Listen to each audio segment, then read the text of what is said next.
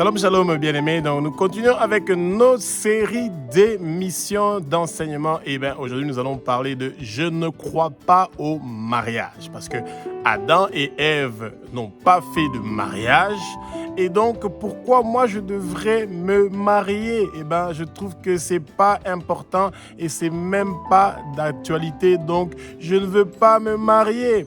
Eh bien, bien-aimés, s'il y a quelque chose que le Satan veut, c'est que les gens puissent mettre dans leur tête que le Seigneur ne considère pas le mariage comme quelque chose d'important. Eh bien, le Seigneur veut que nous puissions mettre de l'ordre dans notre vie. Et mettre de l'ordre dans notre vie, ça veut dire que le Seigneur veut que nous puissions être une famille. Et pour être une famille, nous devons être l'homme et la femme. Et quand le Seigneur nous fait la grâce, nous pouvons avoir des enfants et nous allons constituer une famille.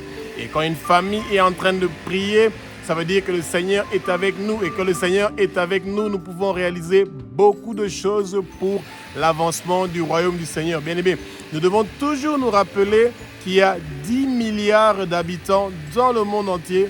Et bien, dans les 10 milliards d'habitants, il y a seulement moins d'1 milliard qui ont reçu le Seigneur comme Seigneur, Sauveur et Maître de leur vie.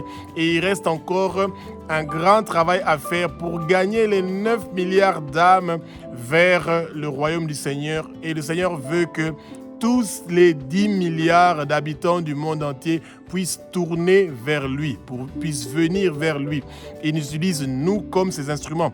Que le Seigneur utilise moi comme son instrument pour vous enseigner aujourd'hui, que le Saint-Esprit prend le contrôle de ma bouche pour que ce que je veux dire, ce ne sont pas des paroles qui viennent de moi, mais ce sont des paroles qui sont inspirées par le Saint-Esprit, que nos écailles tombent et que nos yeux s'ouvrent. Nous allons connaître la vérité et la vérité va nous affranchir. Et bien aimé, ce qui est très important est que la présence du Saint-Esprit, son vent impétueux, est en train de souffler au lieu où vous êtes. Que tous les sorciers, que tous les occultistes, que tous les satanistes, que tous les agents du monde de ténèbres qui veulent vous empêcher de croire que le Seigneur veut que vous puissiez vous marier, que vous puissiez fonder une famille, un foyer, et que tous ces esprits-là vous quittent au nom puissant de Jésus de Nazareth.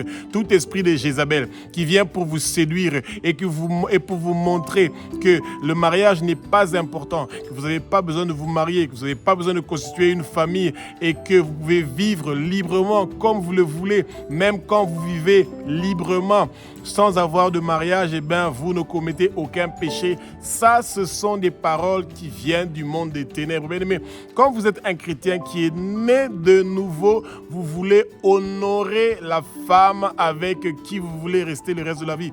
Vous voulez que cette femme-là puisse vous honorer. Vous voulez que les parents de la femme et les parents de l'homme, que vos parents puissent se connaître pour qu'il ne puisse plus avoir des mariages qui se font entre vous parce que vous êtes devenus une famille.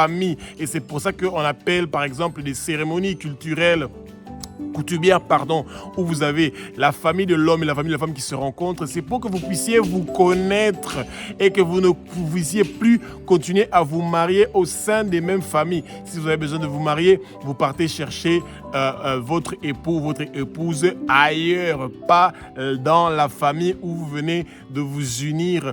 Eh bien, bien aimés, soyons prêts. La guerre est déjà déclenchée. Le Satan cherche à tout prix à détruire les familles. Il n'aime pas la famille. Et pourtant, c'est ça que Dieu veut. Et Dieu est celui qui a créé le fondement. La fondation de la famille a été créée par Dieu. Et c'est Dieu qui veut absolument que la famille soit là. Il veut que nous puissions gagner des âmes pour lui à travers nos familles, à travers notre exemple. Nous ne devons pas rester dans l'ignorance et de penser que nous pouvons faire ce que nous voulons et que ce soit des choses qui vont à l'encontre de ce qui se trouve dans la parole.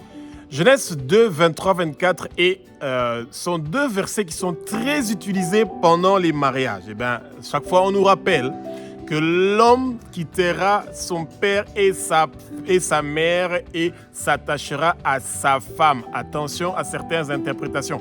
Pendant ce moment-là de Genèse, on ne parle pas de l'homme. On parle de Adam. Et on parle de Ève. Et Adam n'avait pas de père, n'avait pas de mère biologique. Le père et la mère d'Adam étaient Dieu. Et les choses que Dieu a fait, il ne les a pas changées. Il est le même hier, aujourd'hui et éternellement. Et ça veut dire que ce que Dieu a fait à l'époque de Adam, il continue à le faire jusqu'à maintenant. Même si Adam, il n'avait pas de parents biologiques, ça veut dire que c'est Dieu qui l'a créé. Eh bien, jusqu'à maintenant, c'est Dieu qui orchestre tout. C'est lui qui est à la base d'un mariage. Et c'est juste au début que la parole dit, Adam quittera son père et quittera sa mère pour s'attacher à sa femme Ève, pas à ses femmes Ève, à sa femme Ève. Donc, Dieu a prévu le mariage, dans un ordre, dans une structure. Ça veut dire que c'est l'homme qui se marie avec la femme. Et on dit que c'est Adam a quitté son père et sa mère, qui est Dieu, pour s'attacher à Ève. C'est pas Ève qui a quitté son père et sa mère pour s'attacher à Adam. Bien aimé, attention, les femmes de nos jours qui sont en train de demander des hommes en mariage, faites attention, bien aimé, vous allez vous marier avec des Jézabel. C'est des femmes qui viennent pour vous séduire, elles viennent pour détruire votre vie. Une femme qui se prononce, même si vous aimez cet homme-là de toutes les façons que vous le voulez, essayez de le séduire, mais vous devez le laisser, que ce soit lui qui vous propose le mariage et pas le sens inverse. Une femme qui propose à son mari, qui propose à son futur mari de se marier, il y a un souci, bien aimé. Des femmes qui s'approchent de cette façon-là de vous, ils ne sont pas en train d'emmener ce que le Seigneur a prévu pour vous. C'est des femmes qui sont très dangereuses.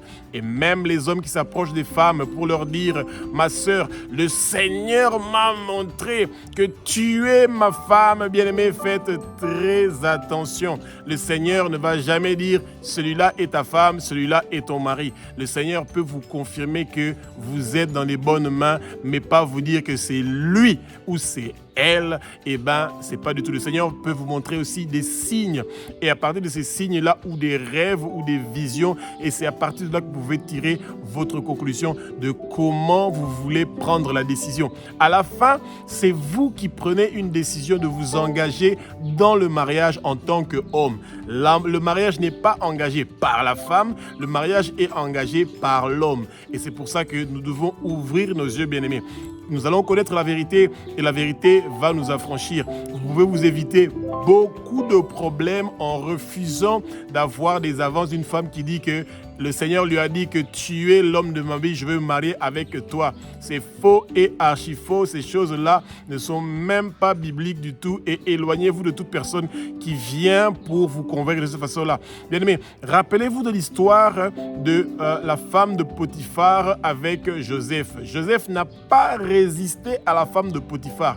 Bien-aimés, vous ne pouvez pas résister à une femme. Peu importe la force que vous avez, vous devez fuir. Une femme qui vous propose le mariage, vous devez fuir. Mais si vous avez choisi cette femme-là, vous voyez que cette femme-là est en train de ressembler à cette femme-là pieuse qui aime le Seigneur, qui connaît le Seigneur, une femme qui a été formée par le Seigneur, ça veut dire que cette femme-là ne va pas divorcer de vous après le mariage. Cette femme-là ne va pas vous quitter, ne va pas vous maltraiter. Elle ne va pas chercher à vous faire du mal. Bien-aimés, soyez préparés. Cherchez une personne dans votre vie qui a été formée par le Seigneur. Et c'est ça qui est très important. Dieu a sa vision du mariage. Et pour Dieu, le mariage, c'est l'homme qui quitte donc ses parents et biologiques et qui va s'unir avec sa femme. Et Dieu sait que cette femme-là, elle est une femme qui est vierge, qui n'a jamais connu un autre homme. À l'époque de la culture juive israélite, les femmes qui étaient vierges portaient des habits de vierge. Ça veut dire, quand vous voyez cette femme-là et qu'elle portait des habits qui étaient des habits destinés aux vierges, vous savez qu'elle est disponible pour le mariage. Et quand cette femme-là ne portait pas des habits de vierge, soit elle était mariée, ou soit elle était une prostituée. Et les prostituées avaient les cheveux qui étaient rasés. Et ça leur donnait la liberté. Et vous devez apprendre à connaître ces signes-là. Et le Satan a enlevé tous ces signes-là. Et de nos jours, on dit que nous sommes dans le 21e siècle. Et ce n'est pas important qu'une fille soit mariée vierge. Ils sont allés plus loin encore. Ils ont trouvé que pour détruire la famille, ça ne suffit pas que nos filles sont en train de se marier sans être vierges, que les garçons ne sont pas en train de se marier sans être vierges, ils ont créé aussi que l'homme et l'homme se marient, la femme et la femme se marient, ou que l'homme se marie avec plusieurs femmes. Tout cela n'a jamais été le projet de Dieu. Dieu a prévu au commencement un homme avec une femme. Et les gens ne doivent pas chercher à minimiser cela, à réduire ça comme si c'est quelque chose de très petit et qui n'a pas de signification. Pour Dieu, ça possède une grande signification. Et que nous ne puissions pas croire que parce que Adam et Ève n'ont pas fait un mariage devant l'état civil, que Adam et Ève n'avaient pas de mariage. Adam et Ève avaient bien sûr un mariage, parce que le sang qui avait coulé de Ève le jour que Adam et Ève ont eu les premiers rapports sexuels ensemble, c'est une alliance qui a commencé entre Ève et Adam. Ils ont échangé la vie. Dans le sang, il y a la vie. Dans le sang, il y a les informations. Dans le sang, il y a tout ce qu'il faut pour unir deux personnes. C'est pour ça que le peuple de Dieu doit faire très attention. Vous qui avez la liberté d'avoir des rapports sexuels avec qui vous voulez, comme vous voulez, quand vous le voulez, et vous voulez toujours des hommes beaucoup plus riches, des hommes qui ont la stabilité financière, des hommes qui ont les moyens, des hommes qui ont de l'argent, des femmes qui ont de l'argent, les sugar mommy, les sugar daddy. Bien aimés, faites très attention. Ces gens-là sont en train de venir pour voler quelque chose de précieux que le Seigneur a mis en vous. Quand une femme est en train de perdre sa virginité dans le mariage, elle transmet la vie, elle transmet sa grâce, la bénédiction que le Seigneur l'a donnée, les faveurs que le Seigneur l'a données, les dons spirituels, la richesse, la prospérité, tout ce qu'elle a, elle vient de vous le transmettre pendant vos rapports sexuels. Et c'est pour ça que vous allez voir que beaucoup de gens qui sont riches, surtout les politiciens ou des gens qui sont de vie aisée, cherchent toujours à coucher avec des jeunes filles pour récupérer chaque fois leur étoile, leur destinée, pour pouvoir changer et détruire leur vie. C'est un échange que vous faites. Ils vous donnent des miettes, $100, $1000, $2000, $3000, et vous lui donnez votre sang, vous donnez votre vie. Et c'est dommage. Bien aimé, s'il y a des buveurs de sang et de mangeurs de chair dans votre famille, qu'ils reçoivent le feu, qu'ils vlachent au nom puissant de Jésus de Nazareth au Abba. Bien aimé, vous devez accepter que le Seigneur fasse une transformation dans votre vie et que vous puissiez considérer que ce que le Seigneur a trouvé, que c'est bien pour nous l'homme, notamment le mariage, que nous devons prendre ça en considération et non faire des choses selon notre volonté et de la façon que nous le voulons. Bien aimé, Dieu est une personne qui aime faciliter la tâche pour nous les êtres humains. C'est nous-mêmes qui compliquons les choses parce que nous voulons compliquer les choses. Quand Dieu a marié Adam et Ève, c'est lui qui était le père et la mère et c'est lui qui était la famille. Et donc Adam et Ève sont mariés dans la présence de Dieu. Et à l'époque de Adam et Ève, il n'y avait pas de mairie, il n'y avait pas de dot, il n'y avait pas de toutes ces cérémonies-là que nous avons, pré-dot, dot, mariage civil, mariage coutumier, mariage tété, etc. Toutes ces choses-là n'étaient pas là, bien aimés. Nous devons nous rappeler toujours de ce qui se passe dans la parole. Mais malheureusement, les mariages ont pris des tendances culturelles.